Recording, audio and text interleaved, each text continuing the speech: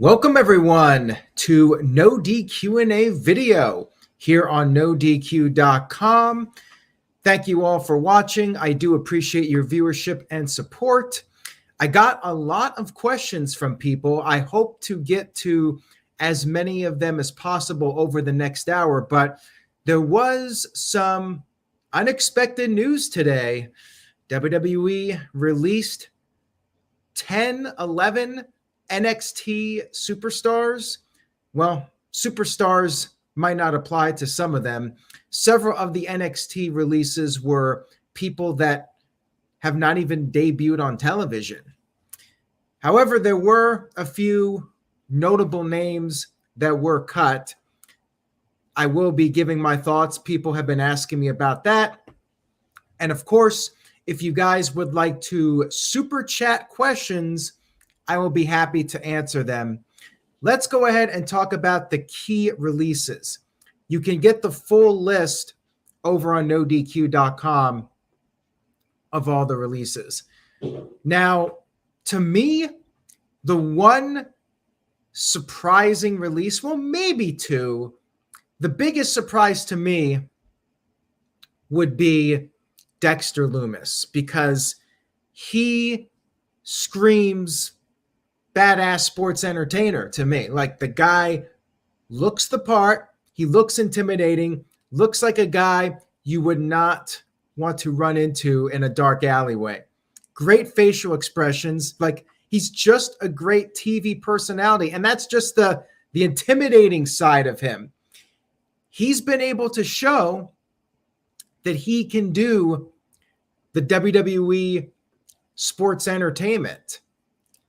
He did the whole storyline with Indy Hartwell. They did the wedding. We all know WWE loves the wedding segments. So what happened? Why would WWE cut him?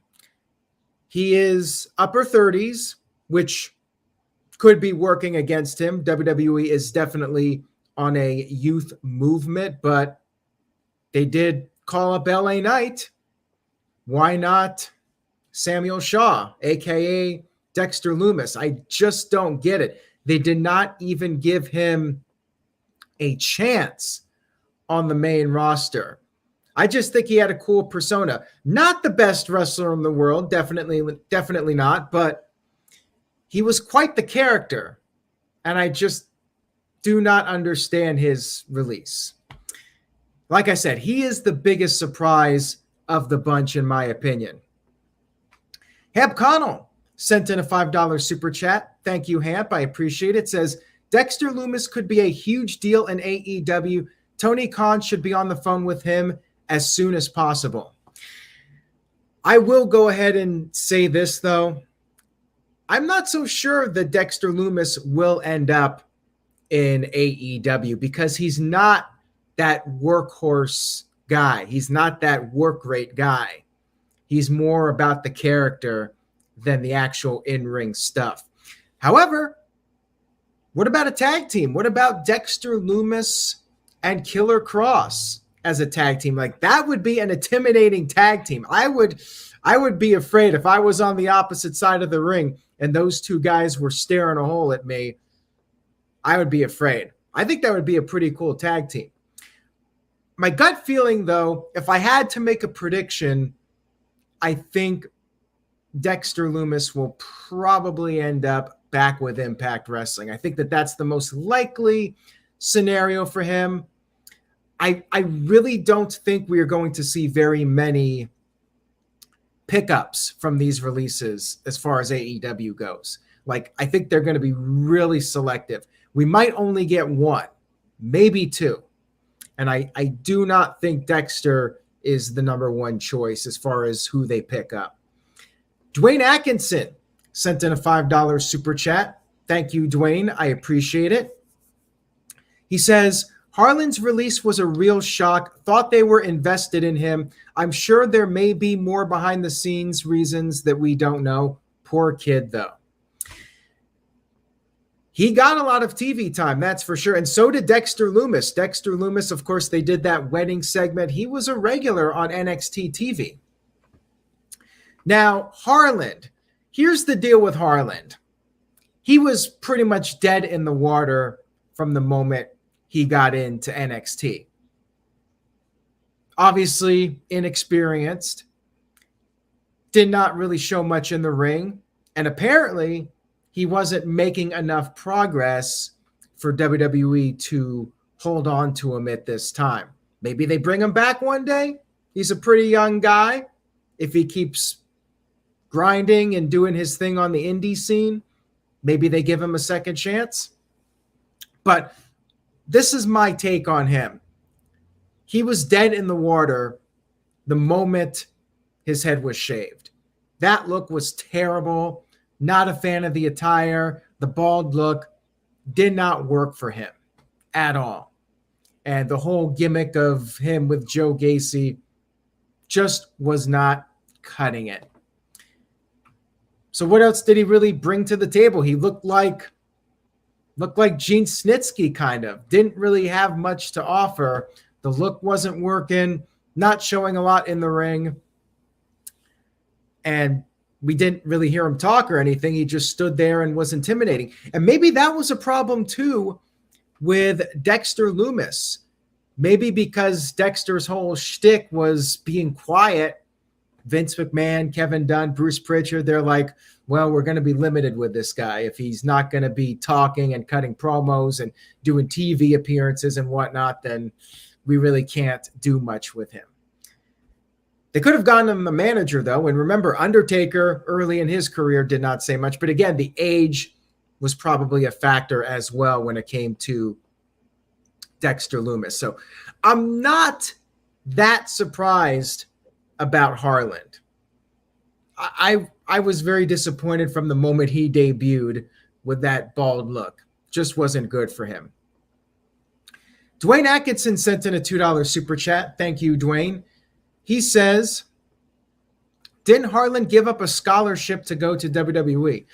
That I'm not sure of, but he got into WWE at a pretty young age, which to me at least keeps the door open for the future. He might be back one day. He might grind on the indie scene for a while, and WWE will give him a second shot. Walter Cruz with a $5 super chat. Thank you for that, Walter. Says, 14 days late for WWE? People thought that they were safe. Sucks to see people losing their jobs. Yeah, I mean, it is the spring cleaning just a few weeks later than we thought, and time will tell if there are some main roster cuts. That would not shock me if we get some main roster cuts in the next couple weeks. And it sucks. It sucks for people to lose their jobs. Now, I know there are some people that are unhappy in WWE and want to be let go, but my feeling is most of them would prefer to be there and prefer to be used and have a real opportunity to succeed instead of being promised things and then they get cut. Let's see here. We have Seth Wallens, who sent in a $5 super chat. Thank you for that. Says, I really hope that AEW stops signing everyone WWE releases and instead works on storylines and their current talent, but sign Dakota Kai. And that's the one, Dakota Kai. I look at the list, and if there's one person that I think AEW will sign, it's Dakota Kai, because we've all talked about the women's division. The more, the merrier. Build up the women's division. Their men's roster is stacked. They really do not need any more signings right now, especially with the men. With the women, Dakota Kai is somebody I could definitely see going to AEW. Caleb Jacobs sent in a $7.17 super chat. And by the way, Caleb, I have your question about Cody, which I really like, and I will get to it. I'm not sure if I will get to it in this stream, but I plan on doing more of these guys. So if I do not get to your questions, I will on a future live stream. The super chats will take priority, though. I will get through those first, and then I'll get to some of the emailed questions. Caleb says, I really wanted to see Dexter Lumis in AEW for at least a few times, just like in TNA when he was a stalker with Christy Hemme.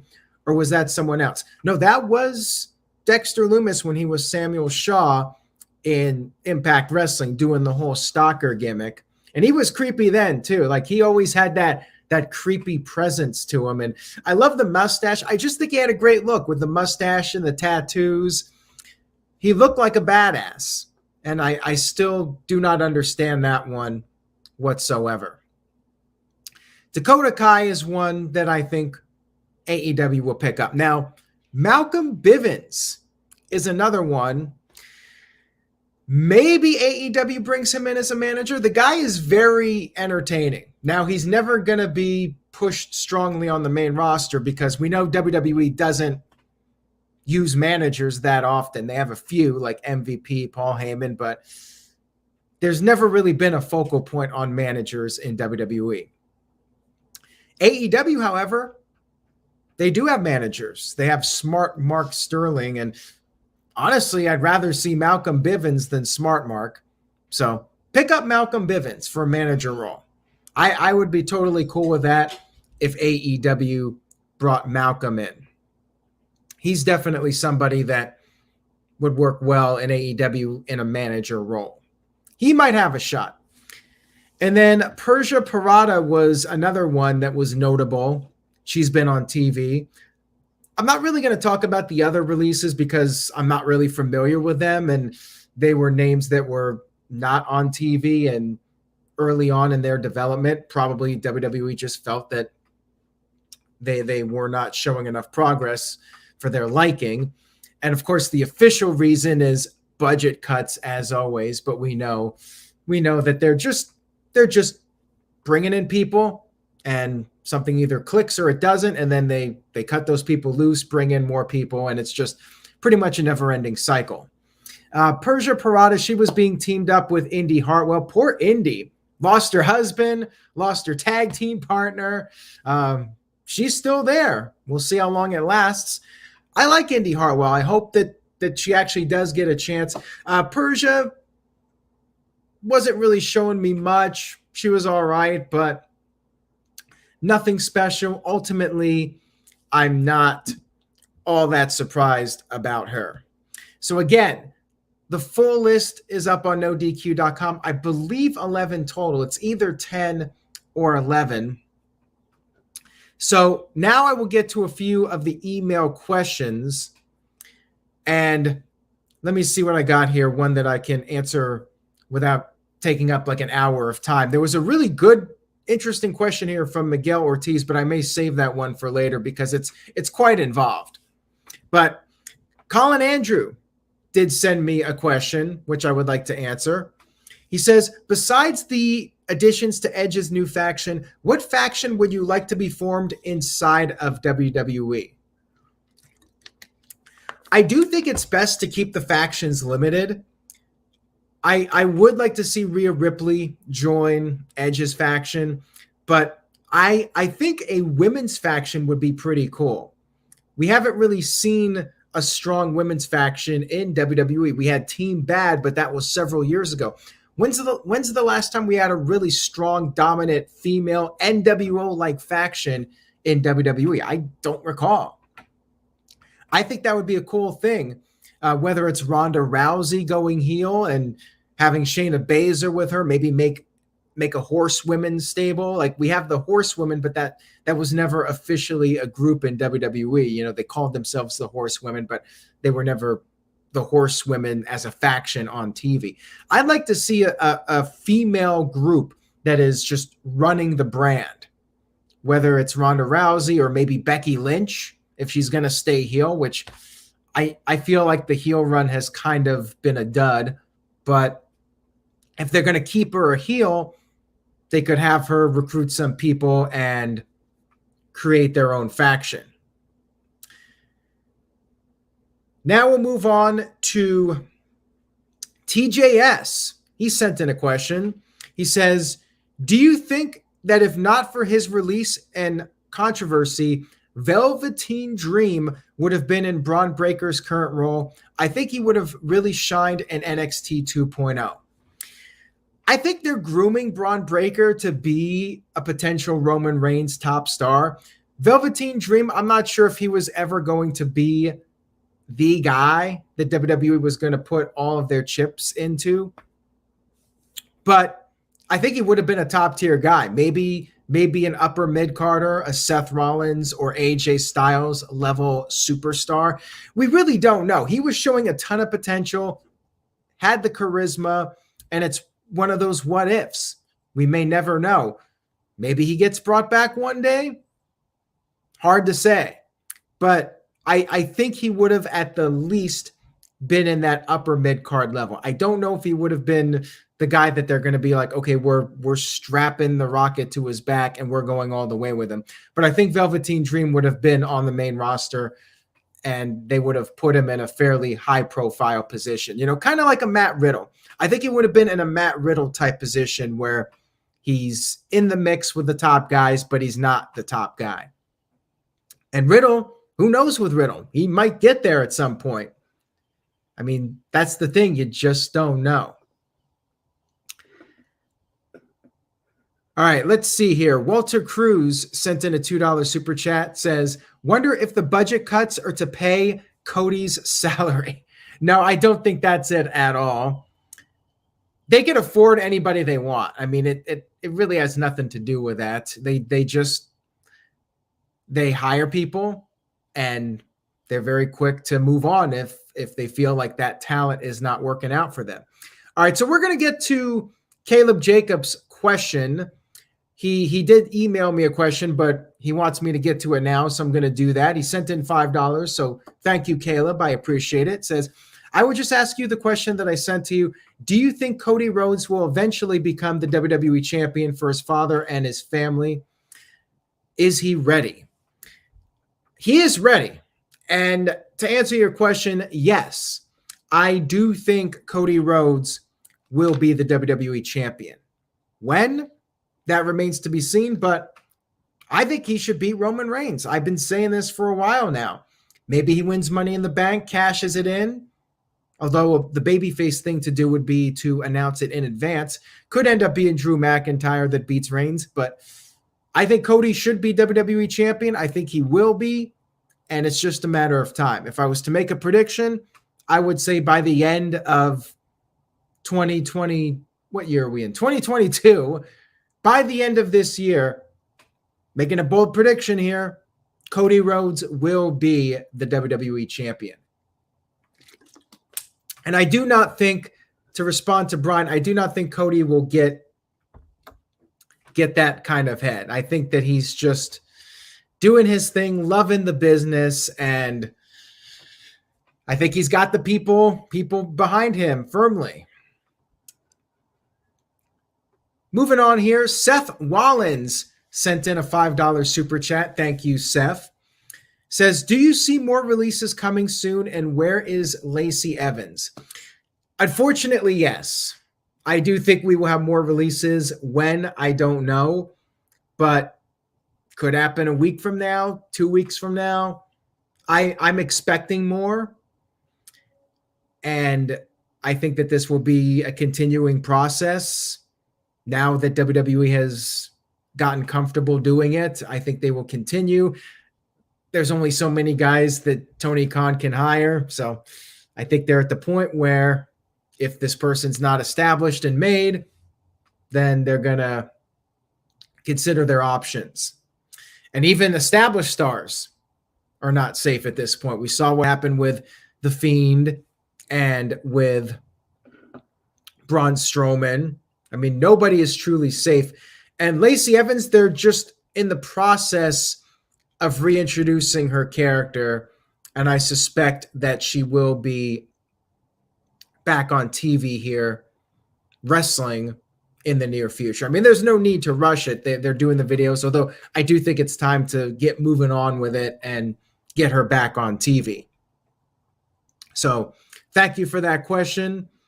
And now we'll move back to the email questions. Marcus Clark. He said, hey, Aaron, longtime fan. Thank you for that. Says, what's with this narrative that AEW hasn't grown? They have just become one of the few non-WWE companies to get $1 million ticket sale gate. Their buy rates for pay-per-views increase as each year passes, and they have solid ratings. I'm not expecting them to outgross WWE, but for a company that's been around for a fairly short time to accomplish that much screams growth, and I acknowledge the women's division needs work. You have people that for some reason want to see AEW fail. Now, AEW is not everybody's cup of tea. AEW caters to a certain audience. They cater to the wrestling fans that like wrestling, and they like wrestling presented like a sport. They are not a fan of the over-the-top theatrics that we tend to see in WWE and the way WWE produces television shows with 50-50 booking and that sort of thing. You have the people that are just disgusted with WWE, they turn over to AEW for the alternative. But it's not everybody's cup of tea. And there are people that do not like AEW and for some reason want to see them fail. They are growing.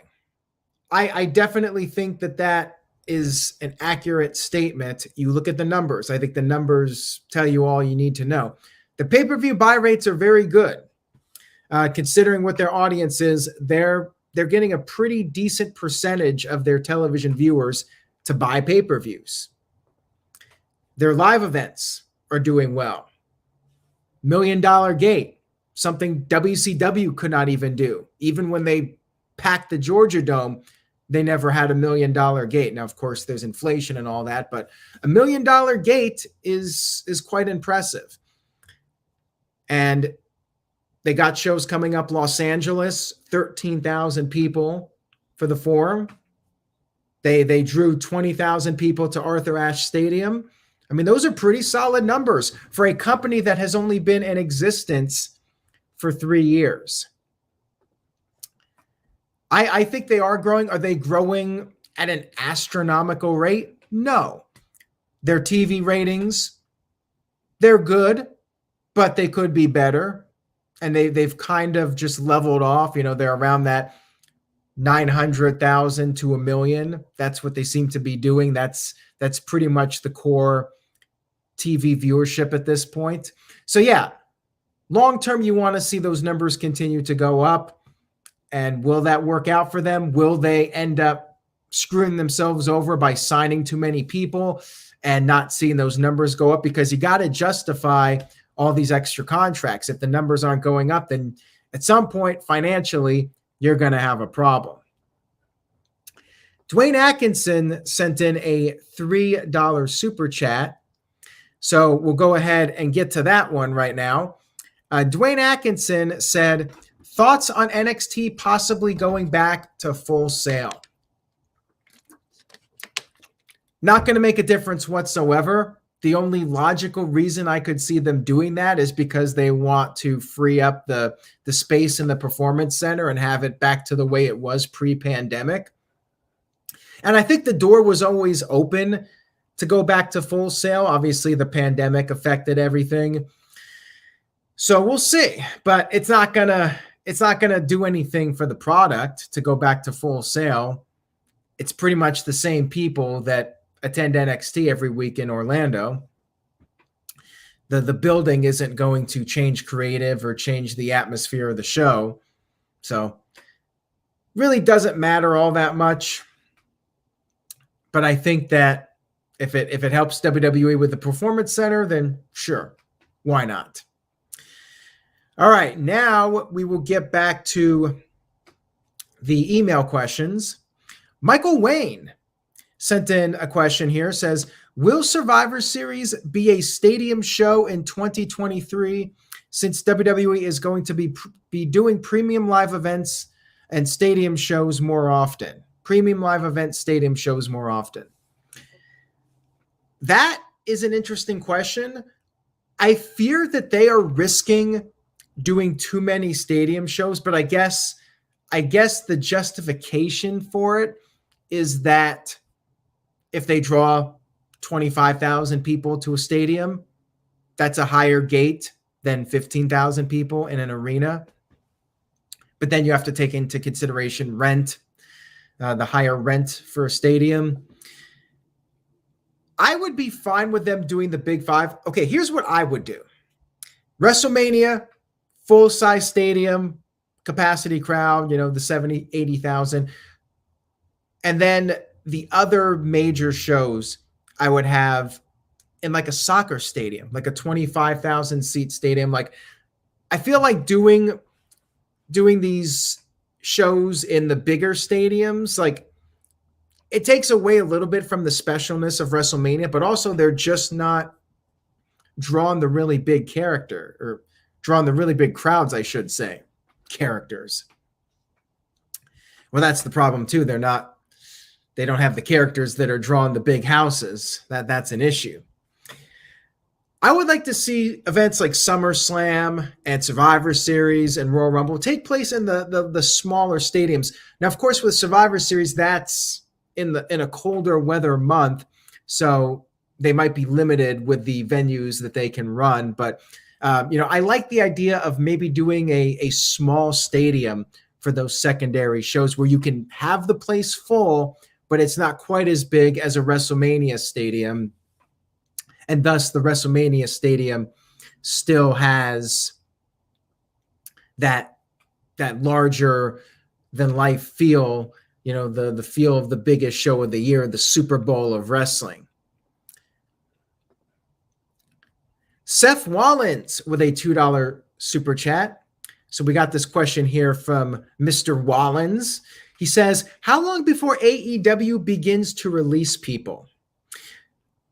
Tony Khan says he's not going to do that. Now, will he be a man of his word? I think so, but if they really started to have financial problems, he might change his tune. For now, I think he's just going to go with the idea that if he signs you to a contract, he will honor the contract until it's up.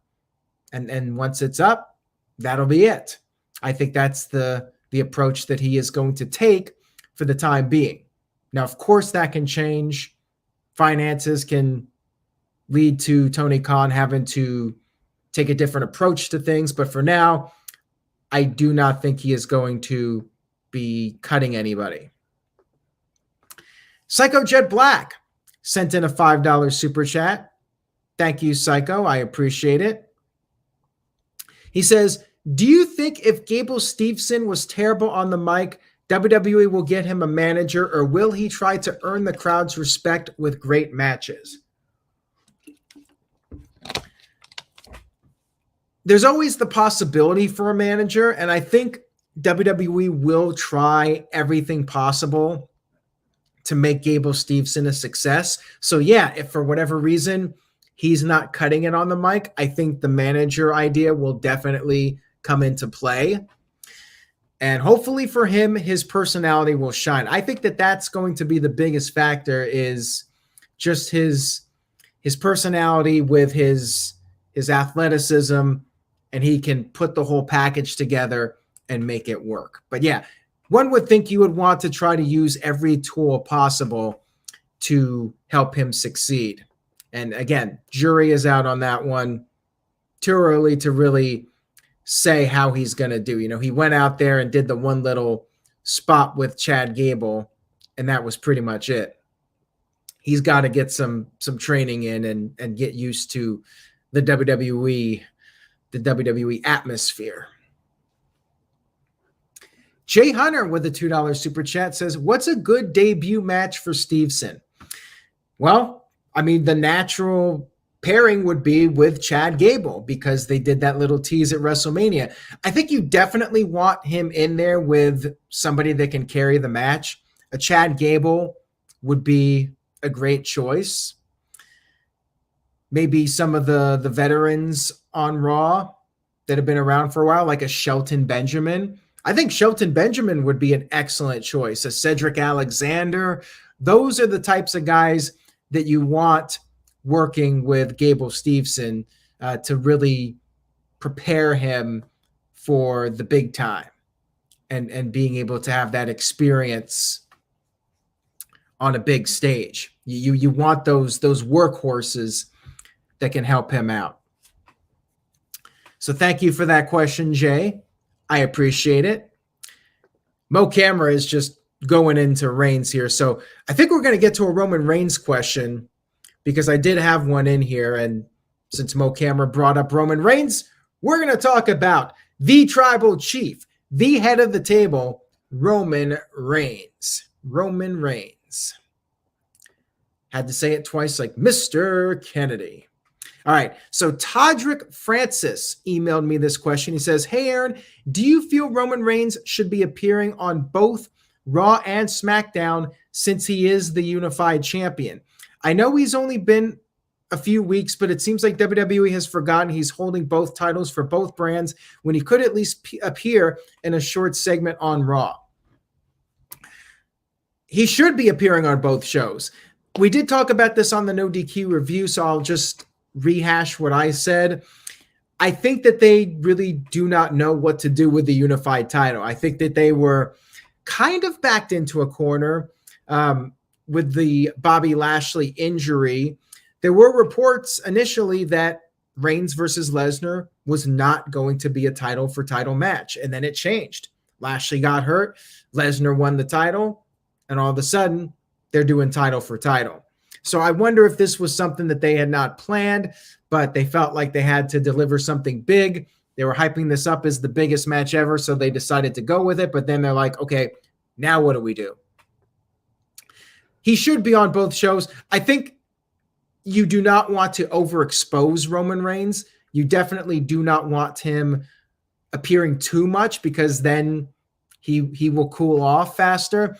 That's one of the advantages to the brand split. Guys do not get overexposed because when there was no brand split, you had guys appearing on both shows every single week, and their TV character is on TV twice a week, and it's too much, in my opinion. So hopefully they figure something out with him, and they get the ball rolling with a storyline. Like, how long is he going to be the unified champion? Are they going to just take the WWE title off of him? I think they're still trying to figure that out, quite frankly, but I'm hopeful that pretty soon we will have a clear-cut direction.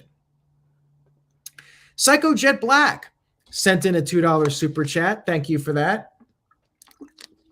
Says, why did WWE stop caring about the IC and US titles? Well, I'm not sure if it was Vince Russo or somebody else, but I remember a wrestling booker / writer talked about how the titles are just props. And I think that that's ultimately WWE's attitude. The titles are props.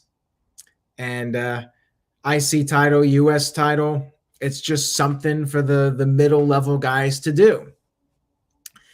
I just think it's a mistake to not put focus on those titles because it made the world title seem more important.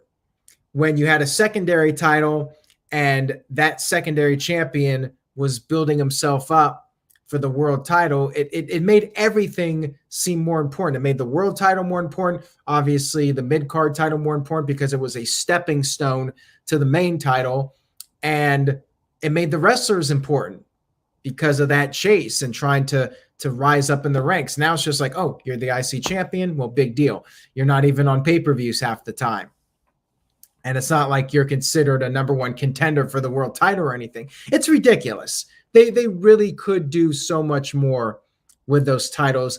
And the funny thing is it doesn't take a lot of booking expertise. Like, it's not rocket science here to make those titles meaningful. Like, you could put the IC title in the main event of a show every now and then. Why not? They just don't do it.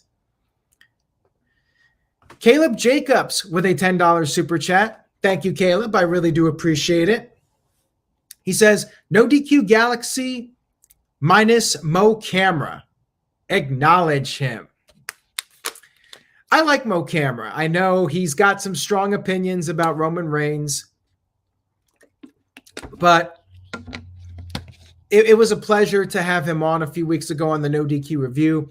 He's absolutely welcomed back, and I definitely respect his opinions, although I do disagree about Roman Reigns. I think Roman's great, but I do fear that he would be overexposed if he was on TV twice a week, every single week.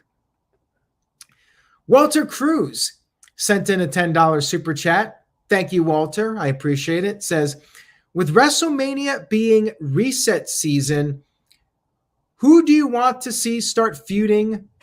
I love your idea of Judgment Day, not an idea, although we're going to call it idea. Whenever I have an idea about Judgment Day, I'm going to call it an idea. So I did have an idea about people like Finn Balor and Tommaso Ciampa being added to the group and maybe taking on the Bloodline at Survivor Series. Here's an idea. Edge is in the world title contention. Edge versus Cody Rhodes for the WWE title. I'm calling it now. I think it's going to happen within the next year. Edge in the WWE title picture. Damian Priest in the US title picture, or whatever title is on Raw at this point. And Ciampa and Balor as a tag team going for the tag team titles. And Rhea Ripley going for the women's title. Like a super faction, each person going for a specific title. Imagine that, like a 5-person group, all of them with titles. That would be pretty awesome. And everybody would get elevated from that. And yes, I definitely want to see the Bloodline versus Judgment Day. Although I really think they should be Grand Jury and not Judgment Day. Just my take. Jay Hunter with a $2 super chat. Thank you, Jay. I appreciate it. Says, which legend would you bring back for one more match? All right. So is this anybody in the entire wrestling world that is not active right now? Could this be somebody that could physically wrestle? Is it somebody that could not physically wrestle, but I just want to see them in the ring again? Like, it's a tough thing for me to determine because I don't know if any of the legends I'm thinking of could physically go. Like, I'd love to see Bret Hart come back for one more match, but we all know physically he can't do that. So if I got to come up with somebody that could physically come back who's not active right now, man, that's a tough one.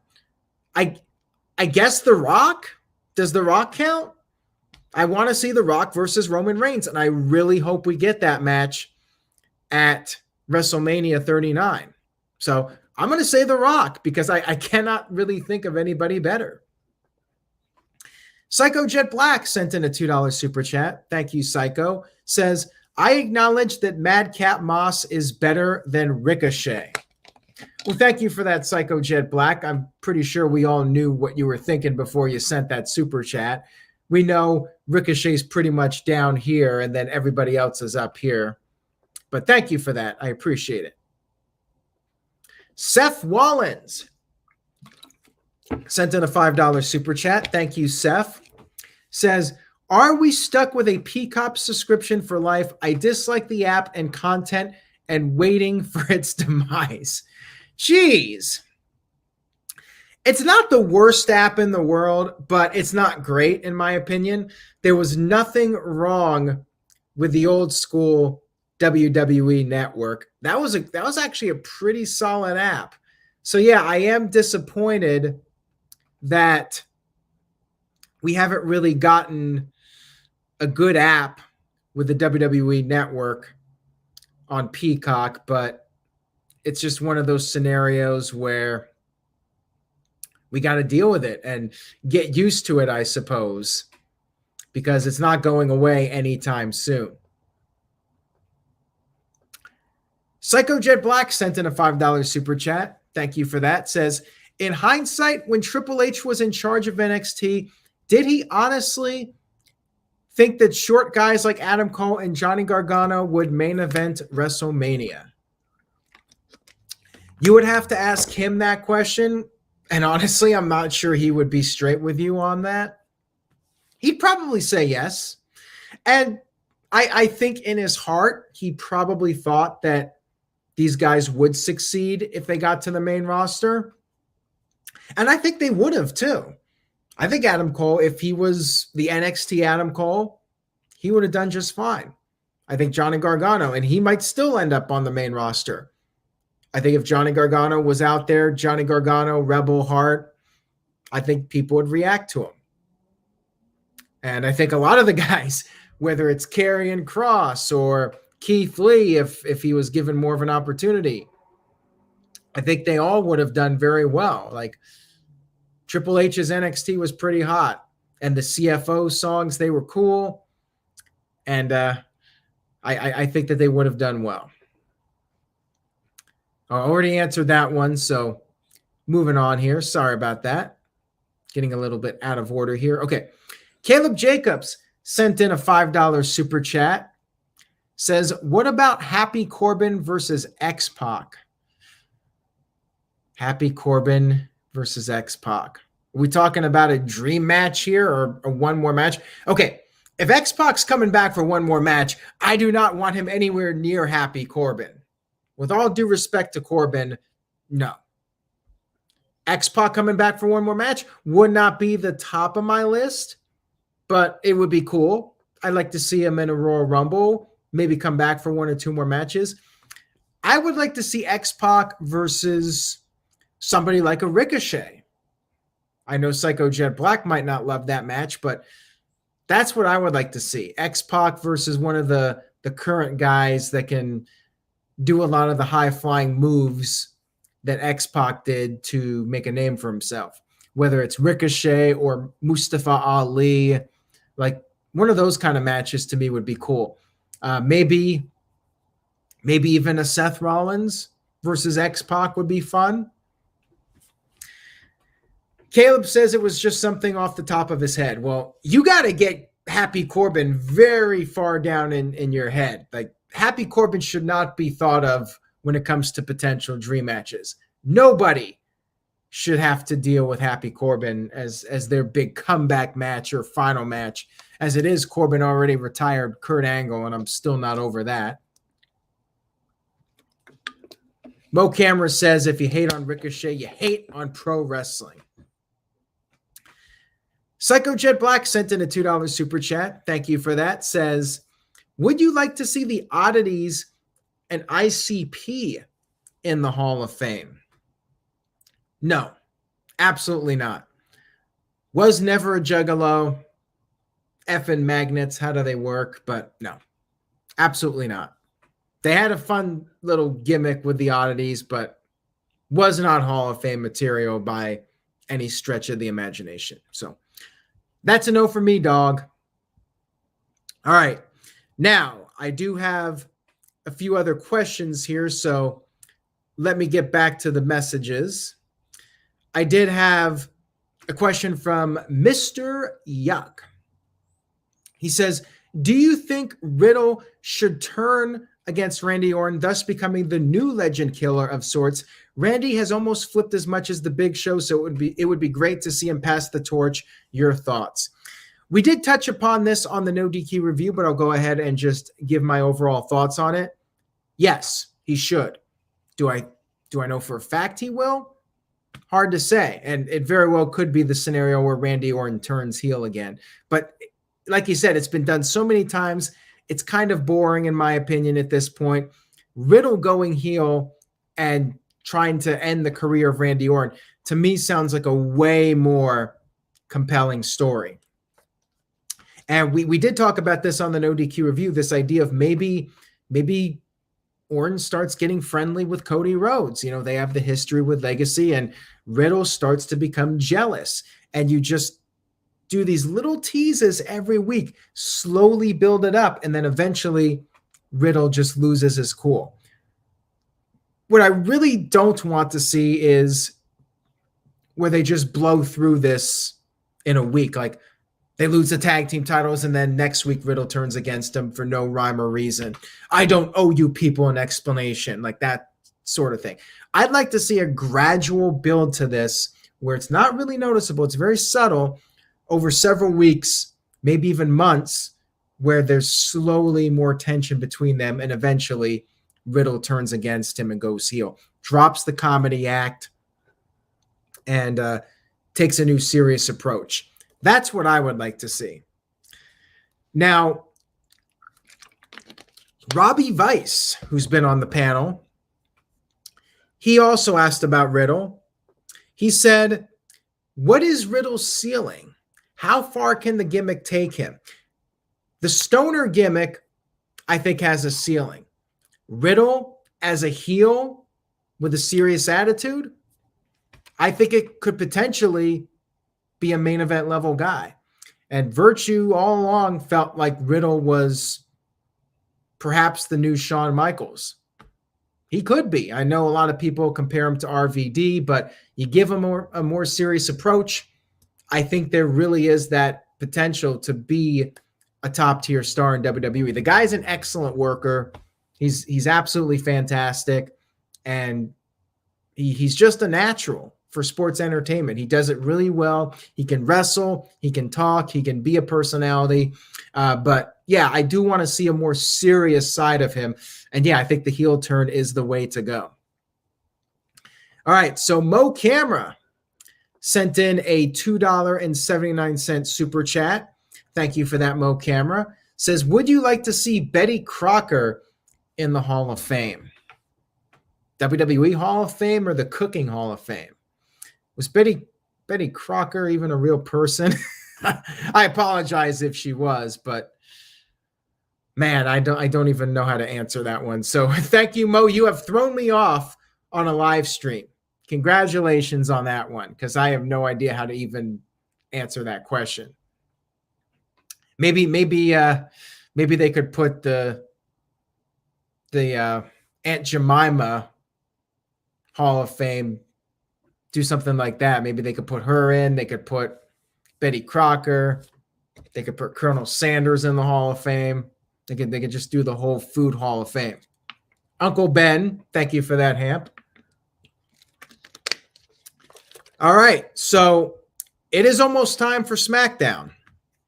On that note, I am going to wrap up this edition of No DQ&A video. If I missed your question, and I believe I got just about every single question, I did not get to Miguel's question. It's pretty involved. Maybe I will get to it right now, but I really am just going off the top of my head. So let me get to Psycho Jet Black and then Miguel, and then we're going to start wrapping it up. Psycho Jet Black says, should Ring of Honor be developmental or second brand in AEW? I think they should just be developmental. I think that maybe you should get rid of Dark and Elevation and just have Dynamite, Rampage, and then a 2-hour Ring of Honor show every week. And Ring of Honor is like NXT. I think that's the way to go. I don't think it needs to be its own brand, because AEW is the alternative. And Ring of Honor is just a less important version of AEW. So really, I think it would be best to be the developmental, be what AEW Dark is and Elevation, and that is Ring of Honor. Ring of Honor is where the younger guys are getting showcased, and you might get a few veterans on there like Samoa Joe and Jay Lethal, but overall you're going to focus on the younger guys. Good old JM Jeff Meacham says, just finished the Dad's premiere. Hope all went well. Well, thank you, Jeff. I appreciate it. Again, make sure you guys follow Jeff over at the Jeff Meacham Network on YouTube, and follow him at _Jeff Meacham on Twitter. All right, so Miguel's question, it was a bit deep here, so I'm gonna try to answer this off the top of my head. I really haven't thought about it. He says, what are the top 5 booking mistakes that WWE has made in the last 10 years? All right. Number 1, The Fiend losing to Bill Goldberg. That is right at the top of bad ideas. Like, immediately, that's what I thought. Like, the worst booking decisions WWE has made over the past decade. No doubt, Goldberg beating The Fiend. That killed The Fiend. Terrible. Number 2, The Fiend losing to Randy Orton at WrestleMania 37. I mean, that was the final nail in the coffin. Goldberg was the first nail, and that was the final nail. Braun Strowman losing to Brock Lesnar at No Mercy. That was the first nail in Braun Strowman's coffin. Braun Strowman teaming up with Nicholas. That was like the third or fourth nail in his coffin. And then fifth would be Sting losing to Triple H at WrestleMania. As you guys know, I thought that was a great WrestleMania overall, but I was not a fan of how that match played out. Sting does this promo right before WrestleMania. It's not about WWF versus WCW or WWE versus WCW. And then what did the announcers do? The whole match. It's all about WWE versus WCW, the Monday Night Wars. And Sting should have won that match. I mean, they really should have done Sting versus Undertaker. And then I guess Sting could lose in that scenario. But Sting versus Triple H, Sting should have won that one, in my opinion. Hamp Connell sent in a $5 super chat. Thank you, Hamp. Says, besides Chris Benoit and Eddie Guerrero, what are some of the saddest stories in wrestling off the top of your head? Mine is Magnum TA. Magnum TA was very unfortunate. He was on his way to being a really big star in the NWA. I mean, Darren Drozdov, I think, has to be at the top of the list. Owen Hart. Owen Hart would be the saddest story because with Chris Benoit, I mean, that was very sad with what happened to his family. Eddie Guerrero was sad, but a lot of wrestler deaths were sad. Mr. Perfect, Ravishing Rick Rude, British Bulldog. But Owen Hart, to me, that was the absolute worst thing to ever happen in wrestling. Owen Hart and Droz getting paralyzed. I mean, that was just incredibly tragic that happened. Yeah, Magnum TA, his career ending, that really sucked. But yeah, losing your life is about the worst thing that can happen. Well, is the worst thing that can happen.